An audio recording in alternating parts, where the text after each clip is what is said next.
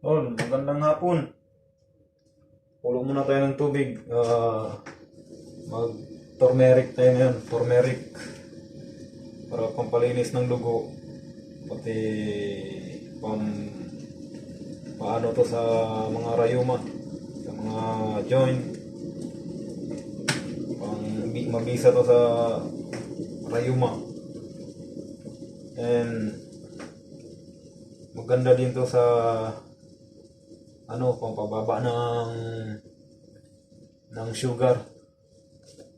Ito, turmeric powder.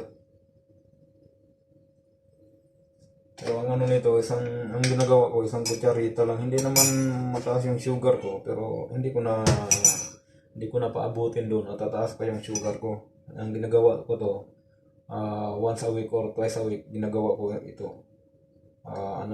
Kahit isang kutsarita lang. Isang kutsarita. Medyo matapang to kasi pero okay lang. At least pampalinis ng dugo at saka sa may mga rayuma kailangan to siya. Tapos yung may binigay din tayo ng kaibigan natin na ibang lahi. Diyan umuwi kasi tapos nagpadala ako.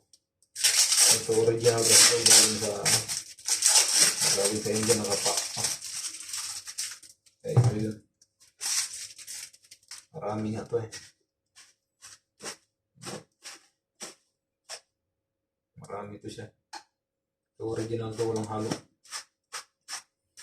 Kung wala kayong available na powder dyan, pwede naman yung kung baga tinatawag sa atin buyang dilaw. Kung sa tsaka yung asapran. Inumin lang natin ng mainit na tubig kasi hindi natin to kaya inumin kapag hindi mainit. Parang nagkakape ka lang.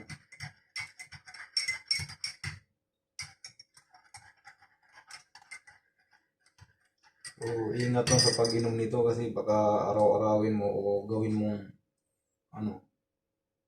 mabilis makababa ng sugar to. Tested na to siya, nangyari to sa kasama namin. Nagtanong din sa akin. Sa akin din nagtatanong sila kung yung papababa ng sugar o ano. Sinishare ko lang din.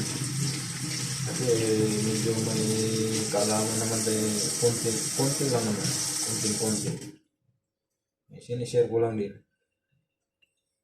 Siyempre, binigad sa atin yan na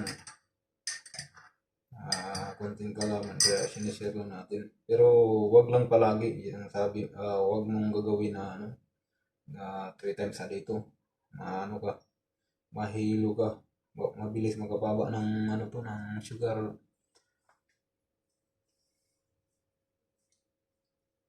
Marami sa atin to sa kaso wala akong nakita na powder yan. Pwede asapran, pwede yung tinatawag nila na luyang dilaw. Ito maganda to siya. Dito nga marami pang luya oh. Minsan iniinom ko to kapag nilalagnat ako, pinapakuluan ko lang. Sa awa ng Diyos, okay naman yung resulta. Ito, nagpapasalamat din ako kasi yung kaibigan natin na Indiano, sinasabihan ko kapag may umuwi, maghihingi ako. Kaya hindi lang to siya, ang purpose nito, hindi lang para sa menu natin na ginagawang curry, kundi pampalinis ng dugo, pampababa ng sugar, pati pang sa mga joint niya. Yung gaya nitong mga joint natin, tinatawag nito pag masakit dito is rheumatic arthritis. Kapag malaking joint naman, yung tinatawag na rheumatoid. Kaya ito maganda to sa katawan natin, wag lang palagi. Yan lang tulong ko na may share sa inyo. Kaya ito, dahan-dahanin lang to inom. Medyo pero talaga to. Matapang.